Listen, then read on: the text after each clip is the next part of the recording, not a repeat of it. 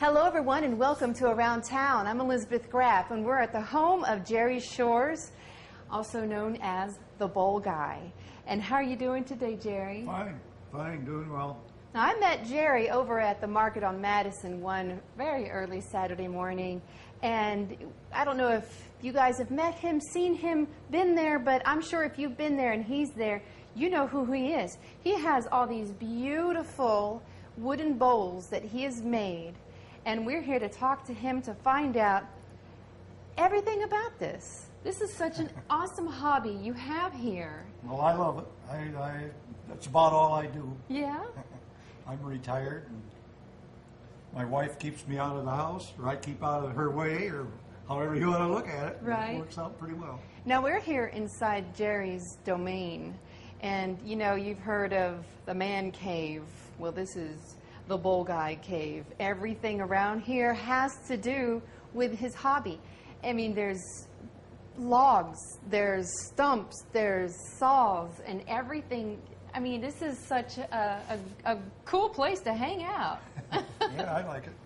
So, you retired. You moved here with your wife from Michigan? 2 years ago, last month, yeah. Great. What made you decide to move on down here? Well, we wanted to be closer to one of our kids. We have our son here and a daughter in Austin, Texas. Mm-hmm. So we decided to come to Dublin because we like the atmosphere. We just like the town. Mm-hmm. Austin is pretty busy, and so we came here. And before that, for about 15 years plus, we traveled with a travel trailer from Michigan, and we had that sort of like fun. beaten path from Michigan to Austin to Dublin and back home again. Right. And we had enough of the driving, so we decided to move in here. So what did you do before you retired? I was a tool designer at General Motors in Lansing, Michigan. So you know how to work with your hands? Sort of. Well, you know how to work with the tools. Well, you know what they do. Yeah. I designed them, and I worked, for the last 20 years that I worked on a computer with a graphics system, and we designed equipment for manufacturing and assembling engines. Right, Car okay. engines for GM. Wow.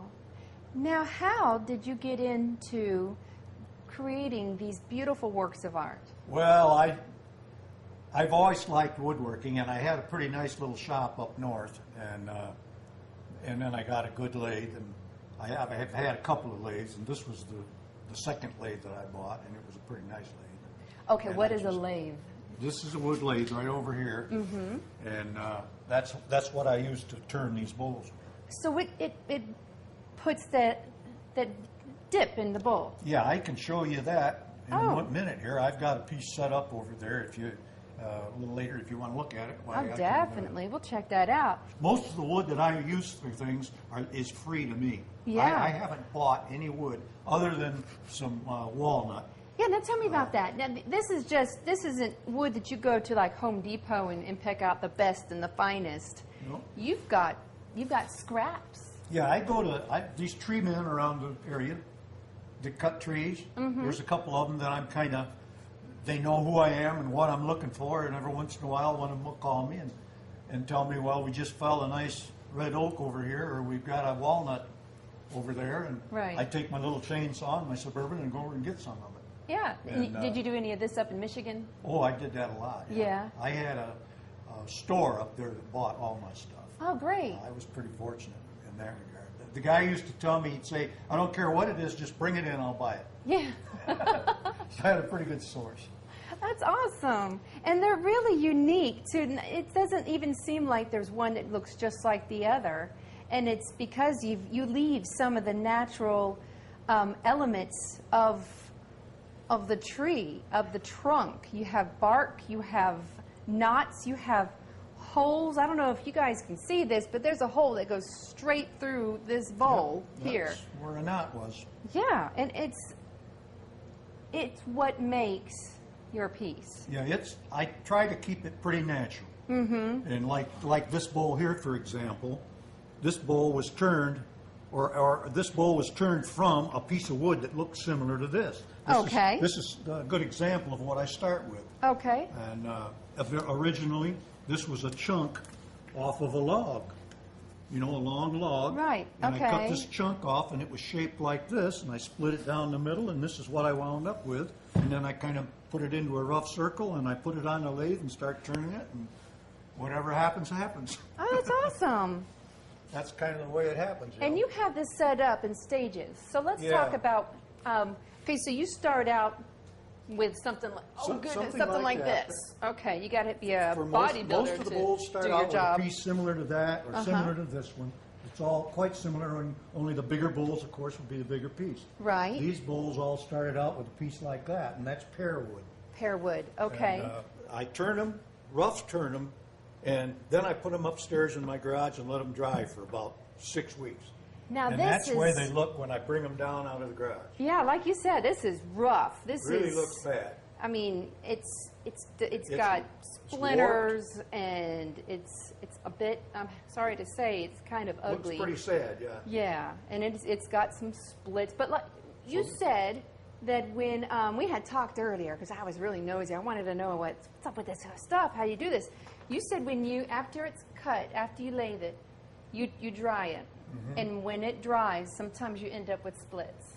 Yeah, sometimes it'll, this here did. This here Yeah. split right here, and it warped. You'll notice this isn't flat anymore. When I made this, originally it was all nice and flat. So it's warped and it's split, but it's dry enough to go ahead and finish off now. Okay, now his drying area is right above us in your attic. Yeah, this area here is all insulated and air conditioned, and then upstairs it gets real hot. Whew. And this makes a good place to dry them with. Okay, and how long do you dry it? About 6 weeks. 6 weeks. Depends, but usually about 6 weeks. Because this, see, I start out with a piece of green wood.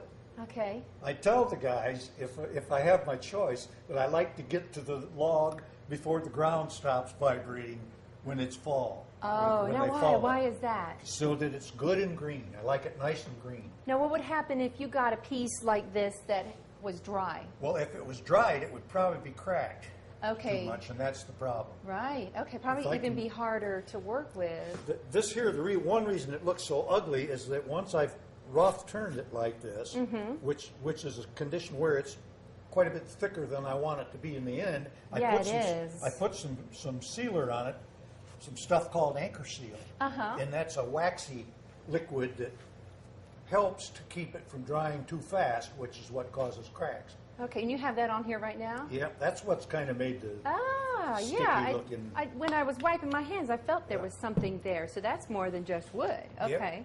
And so after you do that, then we have this, but it's getting prettier. Now that one's a throwaway, I think. What? Well, I This got a is hole just- in it. I lost a piece. I Holes don't know. I don't haven't matter? thrown it away yet, but This is really pretty, and your wife is back there going, looking at you, going, "I told you so." yeah, it's hard to know sometimes what I think is nice or don't like, why other people seem to like. Maybe I'll just Right. finish it off and sell it with a hole in it. Yeah. When I was setting up everyone, he told me a story. I want you to tell everyone about your friend that picked out the ugly piece. Oh, yeah, I had a friend here last night, a friend of ours, on our way back to Michigan. And I had a bowl that was similar to this one, only much worse condition, in my opinion. It was cracked. It had holes. You could see through it. I mean, I thought it was ugly. Yeah. And I took it in the house the other day, and I told my wife, I says, I'm going to scrap this one. And she says, no, you're not going to scrap it. You're going to save it. That's beautiful. Yeah. So I finished it off, and I put it in there with the rest of them. And this friend came last night, and I said, I want to show you my bowls. And I showed them to her, and she picked that one out right off the bat and asked if she could have it. She picked the ugly one. The ugly one. Oh. So I don't have that one here to show you. But, Oh. so you never know. You never know, exactly. never know. So this one right here, this one that has the hole in it, y'all can see this right here. This could end up being the most desired piece when Yeah, you take it to the somebody market. may love that. Yes. You know, it has pretty much the shape. It's fairly well balanced, meaning this side and this side are about the same distance up. And this It and this is. is It about looks equal. That's very what they call even. balanced. See? So it's not a bad shape, and it was coming fine until that chunk came out of there. Yeah. Now, what goes through your head when something like that happens? You get a Well, chunk that I really flies can't out. see it. Oh, You okay. know, it's a little nuts. That's all right. That's what he thinks. Yes. Okay, so how do you get it at this stage? Because this looks really smooth and Well, nice I usually compared. start out with something that looked like this or this. Right. Because it's been drying, and I Uh-huh. get it to this point. And at this point, I was getting very close to where I would want to sand it. Uh-huh. And that's when this piece came out. Hmm. In fact, I even looked for the piece. I couldn't find it. Yeah, but if you did find it, would you put it back in Yeah, I and glue could put it back in there, and you probably would never know it. Wow. But I couldn't find it. Neat. So, I don't know. Maybe that'll live. Okay, and then from this point is when you come Yeah. into this. I get it sanded, and I put about 3 coats of shellac on it, usually a clear to a very light blonde shellac. And after the shellac dries, which shellac is an alcohol base, so That's it such a dries fun quickly. word too, shellac. And it dries. I can put it on now, and an hour later I can sand it. Right. So I Okay. sand it with real fine sandpaper, and then I put clear lacquer on it, about 3 coats of clear lacquer, and they wind up looking like this or these. And that's about it. So you've got some different types of wood here. Yeah, and, these 2 are oak. And you know what's so neat? When you flip these over, on the other side is where Jerry has wood burned in here, a cute flower, and it's got USA Gerald Shores and the date he made it and the type of wood. So this, I can tell, is red oak. So I could have just faked everyone out and said, oh, look at this beautiful red oak and in this beautiful pear. Pear. But, you know, my secret is it's right here. He has it written down right here. And you got, okay, we were talking about red oak, pear. There was crepe myrtle. Crepe myrtle. Okay, and this piece right here, see this knot, this hole, this edge right here, but it's beautiful. It has so many colors and depth, and it's a beautiful dark wood. That was a walnut burl from California.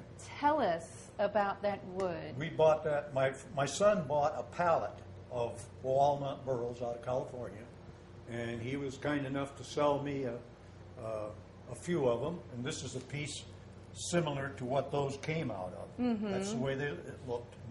And then I turned it. And the funny part of the burls was I had about 3 large cardboard boxes full of them that we cut them into different sized chunks. And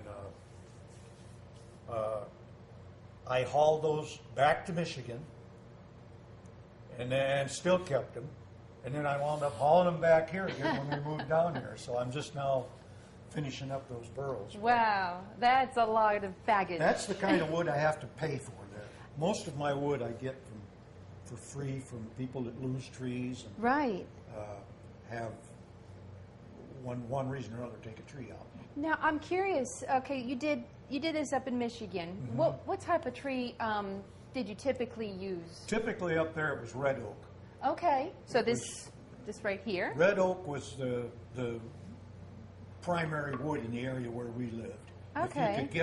If you could get a hard maple, that was a treat. Right. And the cherry would have been out of this world. But, Yeah. mostly red oak, and I kind of got partial to red oak. This one here, to me, demonstrates better what the red oak. It's a little lighter. Okay. Or this is a little more red to it. It is, yeah. But we used to get some really beautiful red oak up there. And now when you came to Come Georgia, down here, I get what they call red oak, and it looks pretty nice. Some of the guys call it swamp oak. Yeah. But And then you said you had never worked on crepe myrtle until you came down here. crepe myrtle and sweet gum I had never heard of. Yeah. And sweet gum makes beautiful bowls. Yeah. Usually smaller bowls because it doesn't. I haven't had any sweet gum that's been very large in diameter, and that's what determines the size of the bowl. Okay.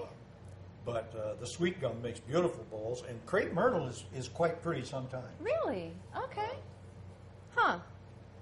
Yeah, I would have never looked at a trunk and thought, ooh, wouldn't that be a pretty bowl? All right. Well, we're going to go for a break right now, but when we come back, we'll talk more with Jerry Shores. the bowl guy. So stay with us. You're watching Around Town.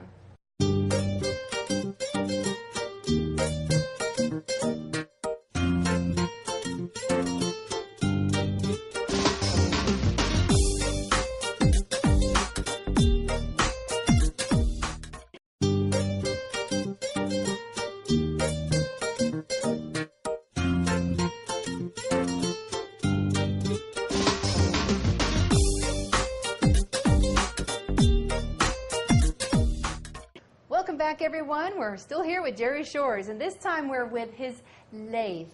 And he's going to demonstrate for us how this works here. First, explain what you're going to be doing here. What first, is this oak that This you is have a piece here? of pear wood.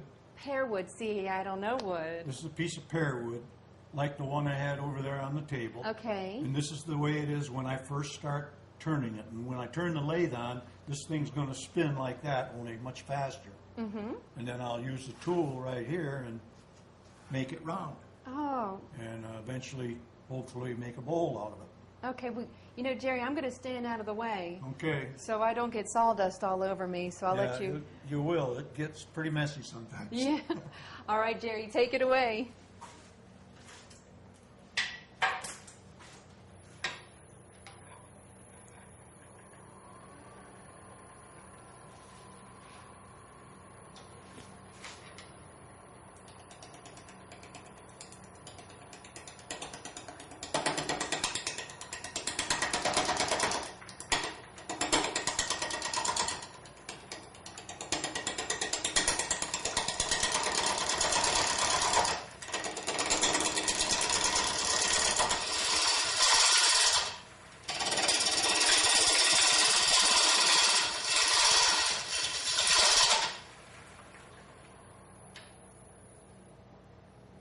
We've got it just about round right now.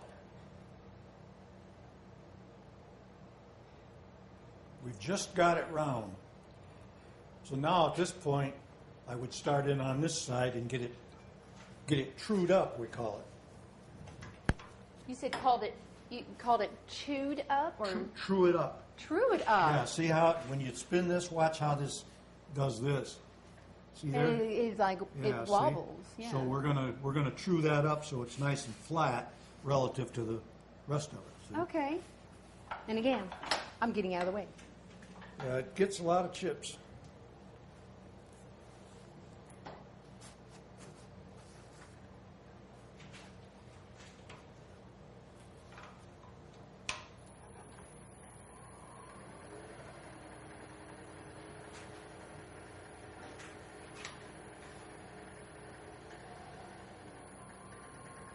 What is this tool you're using?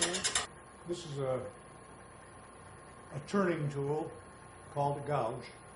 This is probably what you consider a medium-sized gouge. I've got a larger gouge here, like this one. You can see the difference in size. Mm-hmm. These tools are fairly good tools as lathe tools go. This one here was about $140. And I'd say probably with the tools I've got here, they're probably would range in price from $80 to $130. Wow. It gets, just like any other hobby, it gets expensive if you're not careful.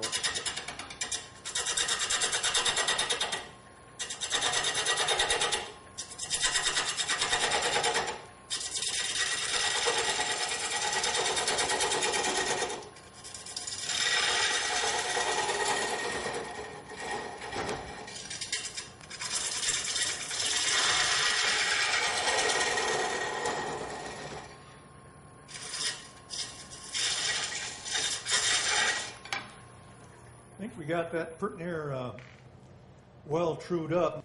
I'll turn a boss on there that will allow me to use this chuck to set this side in on this side, and then on this side, this becomes the top of the bowl, and this becomes the bottom of the bowl. Now there's something that happened that wasn't there before. You have a beautiful, like reddish line that's now in the wood. Yeah, that's in the wood. That's the color in the wood. I don't know why. That is gorgeous. You get into all kinds of things with the wood. That's what I like about wood. It's full of surprises.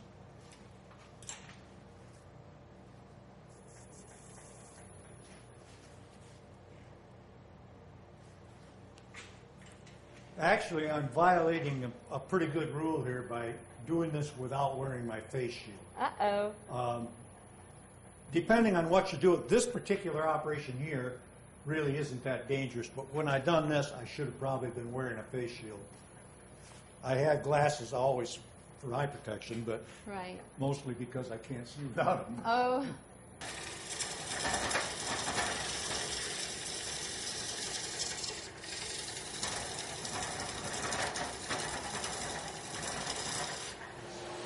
I like to make the bottoms of the bowls so they slightly are concave. Uh-huh. In other words, the center of the bottom wants to be higher so that on the outside is where it actually touches the surface it sets on, therefore it won't rot. So that's what I use this for. And I check it. It's hard to do this without having something to align it with.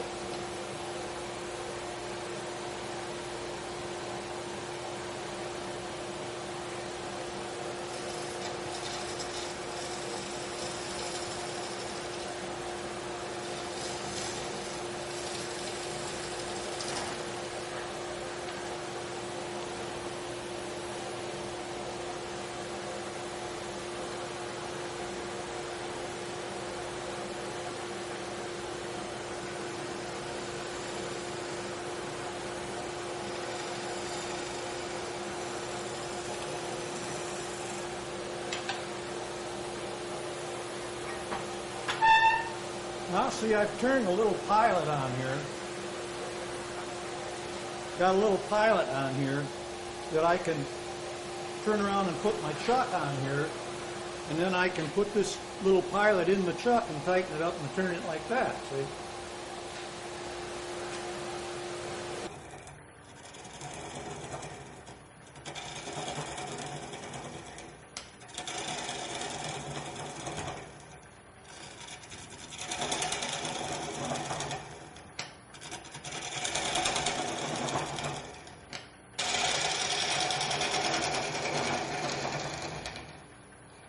Yeah, we're through the knot now. It's almost hypnotic.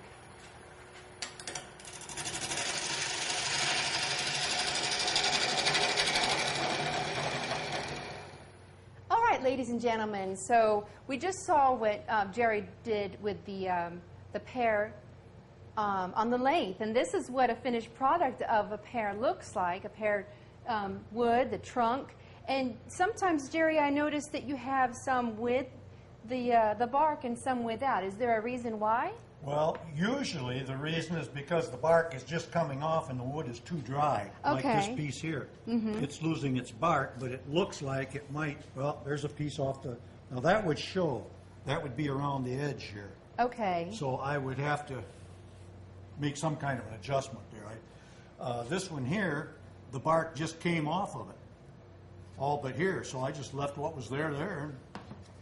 Yeah. And this one here, all the bark came off. This one, the bark's staying on pretty good. Right. That's your ugly one. Yeah, this is the one with the hole in it. Right.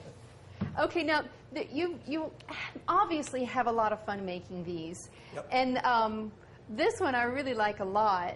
And you've got different types of wood. Tell us about this one. The top and the bottom of this bowl, of this vessel, are made out of aromatic cedar. That's the kind of wood that likes in a cedar chest, and you can actually smell it like a cedar chest. And the interesting part about this thing is just another challenge, you know, when you're retired. Here, let me move this big thing out of the way. You know, No, I won't do it. The interesting thing about being retired is you don't have a lot to do but just take on challenges. So you take things like this and you put them together, and you take that like that, and right here now you're going to wind up with 4 bowls like that all stick inside of each other. This is just too adorable. Look at that. And they smell So good. Now, I notice as I'm looking at it that I see layers in these. And 1, 2, 3, 4, 5. You know what's neat about that? 1, 2, 3, 4. You can also 3 and 2. So how do you do that? Well, that's done on this little machine here. That's called a ringmaster. And the way you do that is you make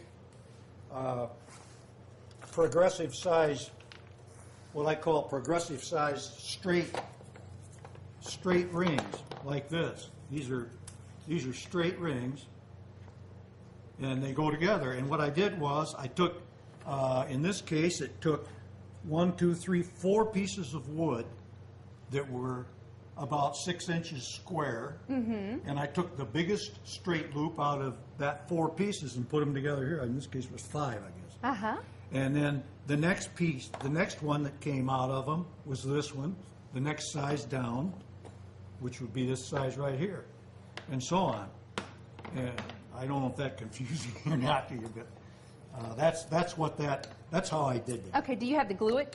Yep, you have Okay. to put them together in a little fixture like I've got over here that you just set them down on top of each other and try to get them aligned as best you can and clamp them down and let them glue overnight. And then I'll put them on the lathe and just kind of smooth them up a little bit. Right. Oh, so gorgeous and so cute, little baby one right here. You know, like those Russian nesting dolls. That's how this is. And it's so neat because you can put all of your knickknacks in it and hide them for when your guests come to make it look like, no, I don't have clutter, but it's all inside here or inside here. What do people normally use your bowls for? Like when they buy it, oh, I can't wait to use this for... Some say a centerpiece, like to put fruit in. They're not generally designed, as I say, to be a soup bowl. They're not designed for that kind of liquid.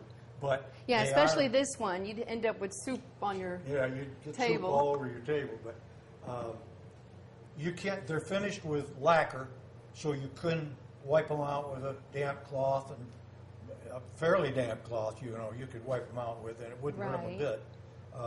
But you can't really use them for like a soup bowl. That's the way I describe it. They're not designed for liquids. Okay, let's say you have greens. You have some fresh greens and tomatoes. Like a salad? Yeah, like a tossed salad? A salad. Can you do that? You could. I believe that the finish is food safe. It's my understanding that all finishes in the United States are food safe after they have aged for about a month or 5 or 6 weeks, something like that. I understand that it's the drying agents, but you should check that out. That's what I've read in some of the woodworking magazines. We've always been concerned about food safe, especially for toys for kids. Oh, right. Yeah, definitely. And you've got to be safe with that. And you know what's neat is it's beautiful artwork, and you could set it out. You can also have your things in it. So it's multi-use. It's just gorgeous how you can look at this, and it was just a tree trunk. Yep. And you saw a vision and produced it. Sometimes I don't know what it's going to be till it's there. Yeah. And thank goodness for your wife to tell you not to throw some stuff out. So let's talk about you guys. How long have y'all been married? Well, we've been married about 57 years. Well, congratulations. Married in 57. Okay. That's quite a long time. Yeah. Yeah. That's the longest I've done the same thing all my life. Yeah. Tell us her name. Toni, T-O-N-I. Toni. And what was she like when you said, well, I'm going to start doing some wood bowls? Oh, she's went along with everything. Yeah. I've ridden motorcycles most of my life, and she went along with that. Oh, goodness. Don't tell my husband that. Yeah, she's been a good wife. You know what I think makes the marriage strong also is you have your space, and she has the rest of the house. Yeah, that's true, and we don't spend a lot of our daytimes together. She sews, My wife is quite a seamstress. Oh. And she's made wedding dresses for her kids, for our daughters, and Yeah. so she spends a lot of time. She has one of the bedrooms is her sewing. Okay. Now, I have to tell you a secret. While you were working with your lathe, I happened to notice that your wife has sewn you something special. Tell us about these pants. If I get out there, we'll Oh, I've got video already. People are probably looking at it right now. Well, these I wear boots just because I like to wear boots. Right. And if I don't wear something like this over the top of the boots, running the lathe, I wound up with a boot full of wood chips. Right. And then when I go in the house, it puts stress on the relationship. Yes. So my wife made me these things, and they work real well, and then I'm able to wear my shorts in the summertime when it's hot. Right, yeah. So it works out pretty good that way. Okay, so your son saw this, and he laughed at you, right? Oh, yeah, my son saw it, and I went out to get the mail, and he said it looked what a like I was sight. walking around with my pants down. Now he's got a pair of them. Now he's got a Yeah, pair, he so likes them, he yeah. works with wood, Yeah, he and does. he knows what it's like to get that sawdust. Is he married? Oh, yeah. And so his wife knows what it's like to get the sawdust on the floors. Oh, yeah. So it's also another marriage saver. And your Yeah. wife made those for you. Yeah, she did. She's a very good seamstress. A good partner. Oh, yes. Yes. Yep. All right. Well, Very good. Jerry, I have had so much fun coming here and learning about the Bowl Guy, about how you make your beautiful works of art, because that's what it is. And I really appreciate you talking with us, Well, thank showing you. us your lathe, and explaining about this beautiful woodworking that you do. Well, I appreciate it. Thank you very much. Thank you. That's- And thanks everyone for joining us. And just a quick side note, if you guys are interested in talking with Jerry, looking at a close-up look at what he does here, you're at the Market on Madison on Yeah, I go Saturdays. there on Saturdays, not every Saturday, but frequently. Mm-hmm. I have to have time to get some work done. You know? Right, yeah, because how long did you say it takes to dry this? Takes about 6 weeks upstairs. 6 weeks. So, okay, if he's not it's- here, it's because he's got some work that he's drawing. So don't give up on him, and check him out at the Market on Madison. And if anyone wants to, do you have a website?